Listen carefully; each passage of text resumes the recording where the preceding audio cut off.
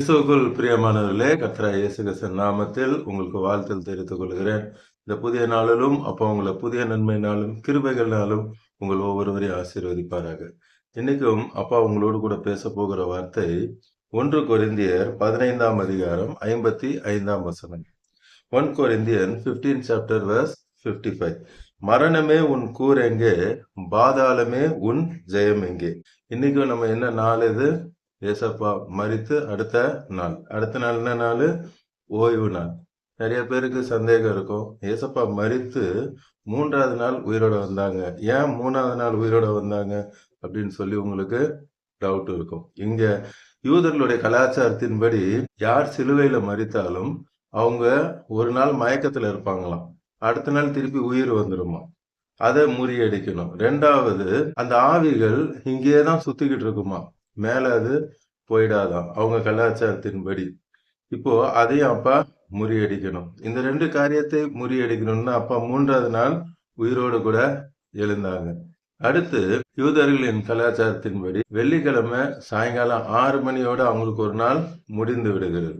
சாயங்காலம் 6 மணியிலிருந்து அடுத்த நாள் அது ஓய்வு நாள். இன்று ஓய்வு நாள். அடுத்தது அப்பாவுடைய உயிர்த்தெழுதலான 3வது நாள். இங்க என்ன பார்க்கிறோம்? சிலுவை, கல்வாரி, மகிமை. சிலுவை, ஏசப்பா சிலுவையில மரித்தாங்க. அடுத்து கல்வாரி, ஒரு குகையில வைத்தாங்க. சீமோன் என்கிறவர் அவருடைய சொந்த குகையில வைத்தாங்க.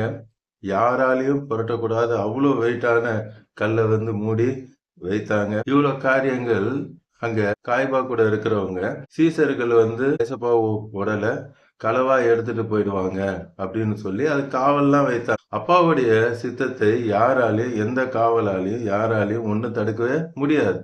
இந்த காலை நேரத்தில் அப்பா சொல்றாங்க, உங்களுக்கு அப்பா என்ன செய்யணும்னு நினைத்து இருக்கிறாங்களோ அதை யாராலையும் ஒன்றுமே தடுக்க முடியாது. இங்க மரணமே உன் கூரங்கே, பாதாளமே உன் ஜெயமங்கி. இப்ப அப்பா மரித்ததுக்கு அப்புறம் என்ன செய்தாங்க அப்படின்னு பார்த்தோம்னா 2 காரியம் உண்டு. ஒன்று பரதேசி. அந்த கல்லனுக்கு ஏசப்பா சொல்லி, இன்று நீ பரதேசில இருப்பாய். பரிசுத்தவான்கள் எல்லாரும் எங்க இருப்பாங்க? பரதேசில இருப்பாங்க. இன்னொன்னு எய்ட்ஸ் என்று சொல்லுவாங்க. ஏசப்பாவை விசுவாசிக்காதவர்கள், பழைய ஏற்பாடுல ஏசப்பாவை விசுவாசிக்காதவர்கள் அந்த எய்ட்ஸ்ல இருப்பாங்க. இப்போ 1 பேதுரு 3ஆம் அதிகாரம் 19ஆம் வசனத்துல நீங்க பாப்பீங்கன்னா அங்க ஆவிகள் இடத்துல அப்பா போய் அங்க பிரசங்கித்தார் என்று சொல்லி பார்ப்போம். அங்க என்ன போய் அப்பா பிரசங்கித்தாங்கன்னா, பிசாசுடைய வல்லமையில் எல்லாவற்றையும் நான் ஜெயிச்சுட்டேன் என்று சொல்லி அப்பா பிரசங்கித்ததை பார்த்தோம். வெளிப்படுத்தல் 1:18 பாத்தீங்கன்னாலும், மரித்தேன், சதா காலமும் அப்பா உயிரோட இருக்கிறாங்க, மரணத்துக்கும் பாதாளத்துக்கும் உரிய திறவுகோலை என்னிடத்துல இருக்கு என்று சொல்றார். இதை குறித்து நம்ம உயிர்த்தெழுதல் நாள்ல பார்க்கலாம். ஒரு மனிதன் தன் குடும்பத்துக்கு செய்ய வேண்டிய காரியங்களை சரியாக செய்துதான் என்ன பண்ணும்? மரிக்கணும். யூதர் கலாச்சாரத்தில் அதே போலதான் ஒரு குடும்பத்தில் மூத்த பிள்ளை என்ன செய்யணுமோ அதை என்ன பண்ணும்? செஞ்சுட்டு தான் போகணும். இப்போ ஏசப்பா கல்வாரி சிலுவையில இருக்காங்க. கல்வாரி சிலுவையில இருக்கும் பொழுது யோவான் 19:26 வசனத்துல பாத்தீங்கன்னா அப்பா சொல்லுவாங்க, ஸ்திரீயே என்று சொல்லி அழைப்பாங்க. அம்மான்னு கூப்பிடல, என்னன்னு கூப்பிட்டாங்க? ஸ்திரீயே என்று சொல்லி அழைத்தாங்க. அதோ உன் தாய், அதோ உன் மகன் என்று சொல்லி சொல்றாங்க. லூக்கா 2ஆம் அதிகாரம் 52ஆம் வசனத்துல நீங்க பாத்தீங்கன்னா, இயேசுவானவர் ஞானத்திலும் வளர்த்திலும் எல்லாவற்றிலும் விருத்தி அடைந்து இருந்தாங்க. ஏசப்பா யோசேப்போட குமாரனாக எண்ணப்பட்டார் அப்படின்னு சொல்லிதான் வசனத்துல நம்ம பார்ப்போம். அடுத்து தச்சனாக, அப்பாவோட தொழிலை தச்சனாக செய்தார் என்று சொல்லி நம்ம வேதத்துல பார்ப்போம். அடுத்து இங்க அப்பா கல்வாரி சிலுவையில ஏன் அப்படி கூப்பிட்டாங்க, ஏன் அப்படி செய்தாங்கன்றது 2 காரியமாக பார்க்கலாம். ஒன்று கலாச்சார ரீதியாக, அவங்களுடைய யூத கலாச்சார ரீதியாக, அடுத்து ஆவிக்குரிய ரீதியாகவும் பார்க்கலாம். இது ரொம்ப ஒரு கருகலான ஒரு சத்தியம். அதை என்னால முடிந்த அளவு பரிசுத்த ஆவியானவர் உங்களுக்கு புரிய வைப்பாங்க. ரொம்ப சென்சிட்டிவான சத்தியம் இது. நீங்க பொறுமையா நோட்ஸ் எடுக்கிறதா இருந்தா எடுத்து வசனத்தை குறித்து வைத்து பிறகு கூட நீங்க பாருங்க. அந்த யூத கலாச்சாரத்துல 30 வயசு ஆனாதான் அவங்க ஒரு பொறுப்புக்கு வருவாங்க. ஏசப்பா ஊழியத்துக்கு எப்போ வந்தாங்க? 30 வயசுக்கு அப்புறமா தான் வந்தாங்க. யூதர்களுக்கு திருமணம் ஆகிற வயது 40 வயதுக்கு மேலதான் திருமணம் பண்ணுவாங்க. இப்போ ஏசப்பா கல்வாரி சிலுவையில இருக்காங்க. அங்க அன்னை மரியாள் இருக்கிறாங்க.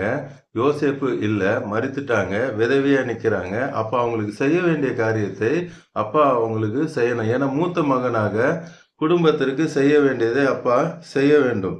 அதனாலதான் என்ன பண்றாங்க, அந்த யோவான் 19:26 ஏற்கனவே சொன்னது போல ஸ்திரீயே என்று சொல்றாங்க. அம்மான்னு கூப்பிடல. என்னன்னு சொல்றாங்க? ஸ்திரீயே என்று சொல்லி கூப்பிடுறாங்க. கூப்பிட்டு உலக பிரகாரமான தாயை பார்த்து சொல்றாங்க, அதோ உன் மகன். யோவானை பார்த்து சொல்றாங்க, உன் தாய். நீ என்ன பண்ணும்? அவங்கள பராமரிக்கணும் என்று சொல்லி ஏசப்பா கல்வாரி சிலுவையில சொல்றதை நம்ம பார்க்கலாம். இயேசு அன்னை மரியாள சகல விசுவாசிக்கு தாய் என்று சொன்னதாகவும், எல்லாருக்கும் எல்லா சபைக்கும் தாயாகவும் அப்பா சொன்னதா சொல்லுவாங்க. இங்க சத்தியத்தை என்னவென்று சொல்லி நான் உங்களுக்கு காண்பித்து கொடுக்க விரும்புகிறேன். நான் உங்களுக்கு ஏற்கனவே சொல்லியிருக்கேன், இது ரொம்ப சென்சிட்டிவான கர்த்தருடைய வார்த்தை. நம்ம வசனத்தை கொண்டுதான் பார்க்கணும். அப்ப வசனத்துல என்ன சொல்லியிருக்காங்க அப்படின்னு சொல்றதை நம்ம பார்க்கலாம். ஃபர்ஸ்ட் கலாச்சார ரீதியாக பார்க்கலாம். அடுத்து ஆவிக்குரிய ரீதியாக அப்பா ஏன் சொன்னாங்கன்றத பார்க்கலாம். வசனத்தை குறித்து கொள்ளுங்கள். மத்தேயு 12ஆம் அதிகாரம் 46வது வசனம், மேத்யூ 12:46, மேத்யூ 13:55 and 56, மத்தேயு 13:55, 56 வசனங்கள்.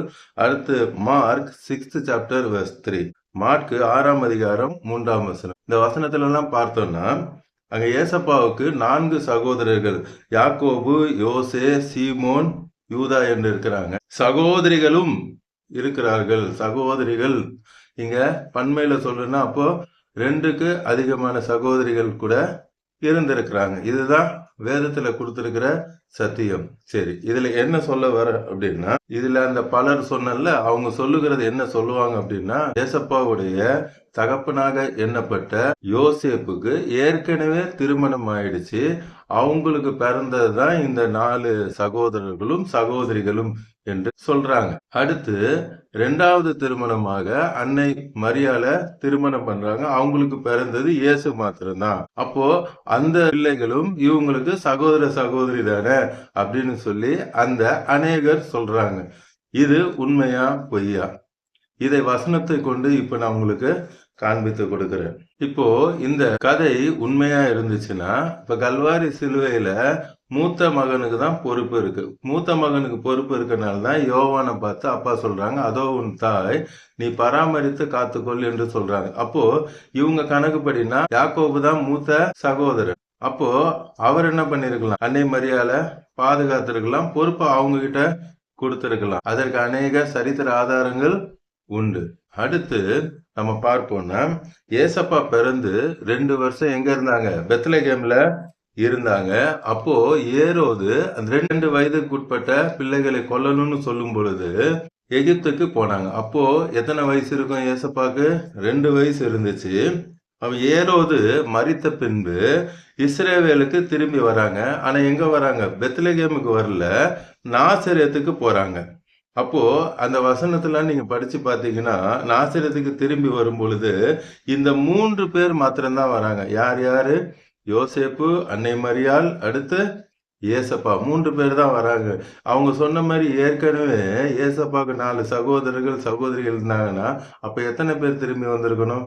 வேதத்தின்படி அது தவறு. அடுத்து இன்னொரு காரியம் உங்களுக்கு காண்பித்து கொடுக்கிறேன். ஏசப்பாவுக்கு கிட்டத்தட்ட அப்ப என்ன வயசு இருக்கும் அப்படின்னு நம்ம பார்த்தோம்னா, எகிப்துல இருந்து வரும் பொழுது 4 வயதிலிருந்து 6 வயது இடைப்பட்ட வயசுலதான் ஏசப்பா இருந்தாங்க.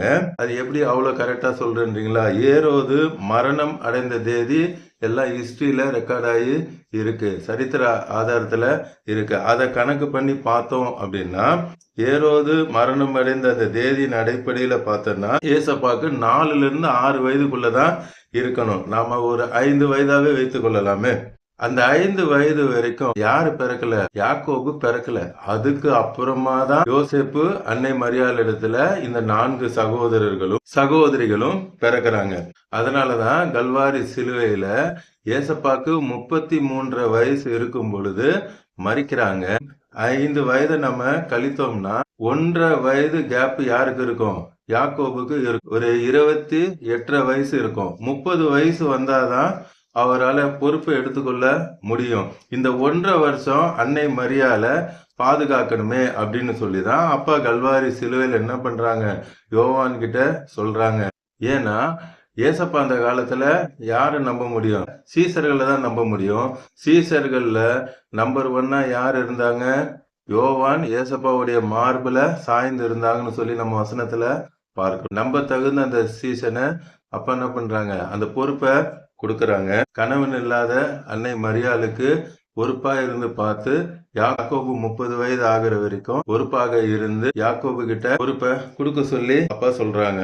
அந்த யோவான் கடைசி வரைக்கும் அன்னை மரியாளை பாதுகாக்கல. அவருக்கு அநேக ஊழியங்கள் இருந்துச்சு. நீங்க வேதத்துல பார்ப்பீங்கன்னா அந்த யோவான் அநேக இடம் செல்றாரு. எருசலேம் போறாரு, எபேசு போறாரு, ரோமாபுரி போறாரு, கடைசியில பத்ம தீவுக்கு போறாங்க. இப்படி அநேக இடத்துல போறாங்க. கூட அன்னை மரியாள் போனதுக்கான ஆதாரம் இல்லை. அப்போஸ்தலர் 8:1 வசன ஆதாரமாக நீங்க பாப்பீங்கன்னா ஆக்ட்ஸ் 8:1 எருசலேம் சபை மிகுந்த உபத்திரம் வந்துச்சு. எருசலேம் சபைக்கு மிகுந்த உபத்திரம் வந்துச்சு. அப்போ அப்போஸ்தலரை தவிர எல்லாரும் எங்க ஓடினாங்களாம்? யூதேயா சமாரியா தேசங்களுக்கு செதறி போயிட்டாங்க. அப்போஸ்தலர் மாத்திரம்தான் அங்க இருந்தாங்க. மத்த எல்லாரும் செதறி போயிட்டாங்க. அப்ப அன்னை மரியாள் அங்க இல்ல. அப்ப எப்படி அப்பா அன்னை மரியாளுக்கு சபைக்கு பொறுப்பு கொடுத்திருப்பாங்க? அப்பா சபைக்கு பொறுப்பாளியாக அன்னை மரியாளை வைக்கல. விசுவாசிகள் எல்லாருக்கும் தாயாகவும் அப்பா வைக்கல. இதுதான் வேதத்தின்படி சத்தியத்தின்படி உண்மை. அடுத்து 2வது ஆவிக்குரிய காரியமாக மரியாள அம்மானு கூப்பிடாம ஏன் அப்பா ஸ்திரீயேன்னு கூப்பிட்டாங்க என்று சொல்லி அதையும் பார்க்கலாம். 2 வாட்டி அப்பா ஸ்திரீயேன்னு கூப்பிடுவாங்க. ஒன்று கானாவூர் திருமண வீட்டுல அப்பா சொல்லுவாங்க, ஸ்திரீயே என் வேலை இன்னும் வரல. 2வது கல்வாரி சிலுவையில அப்பா சொல்லுவாங்க, ஸ்திரீயே என்று சொல்லி சொல்லுவாங்க. அப்படி அப்பா கூப்பிடும் பொழுது யாரெல்லாம் கேட்டது? அங்க சுத்தி நிக்கிற எல்லாரும் கேட்டாங்க. அன்னை மரியாள் கேட்டாங்க. அங்க இருந்த சீசர்கள் கேட்டாங்க. அங்க இருக்க மக்கள் எல்லாரும் கேட்டாங்க. அடுத்து பிதாவாகிய தேவனும் கேட்டாங்க. இன்னொருத்தன் பிசாசும் கேட்டுக்கொண்டு இருந்தான். அந்த ஸ்திரீயே என்கிற அந்த வார்த்தைக்கு கிரேக்க சொல் குணாய் என்று சொல்லுவாங்க. GUNAI. பேரை தான் கேபிட்டல் லெட்டர்ல போடுவாங்க. இது ஸ்திரீயன்றது ஒரு பேரு கிடையாது. இருந்தாலும் ஜி என்கிற வார்த்தையை கேபிட்டல் லெட்டர்ல போட்டிருப்பாங்க. ஏன் அதை அப்படி போட்டிருக்காங்க அப்படின்னா, ஸ்திரீயே அப்படின்னு சொல்லி அப்பா கூப்பிடல. கல்வாரி சிலுவையில அப்பா தொங்கிக் கொண்டு இருக்காங்க. அந்த இடத்துல சத்தம் போட்டு ஸ்திரீயே என்று சொல்லி அப்பா அழைக்கிறாங்க. ஏன் அந்த இடத்துல அவ்வளவு சத்தம் போட்டு அழைச்சாங்க அப்படின்னா, அங்க இருக்கிற மக்களுக்கு ஏன் அப்படி சத்தம் போட்டு அழைச்சாருன்னு புரியல. யாருக்குமே தெரியல. சரி, ஏதோ இவர் சொல்றாரு அப்படின்னு சொல்லி நினைத்தாங்க. அந்த வார்த்தை 2 பேருக்கு மட்டும் நன்றாக புரிந்தது. ஒருத்தர் நம்ம பிதாவாகிய தேவன், அடுத்து பிசாசு. பிதாவாகிய தேவன் அந்த வார்த்தையை கேட்டோடனே ரொம்ப சந்தோஷப்பட்டு சூப்பர் என்று சொன்னாங்க.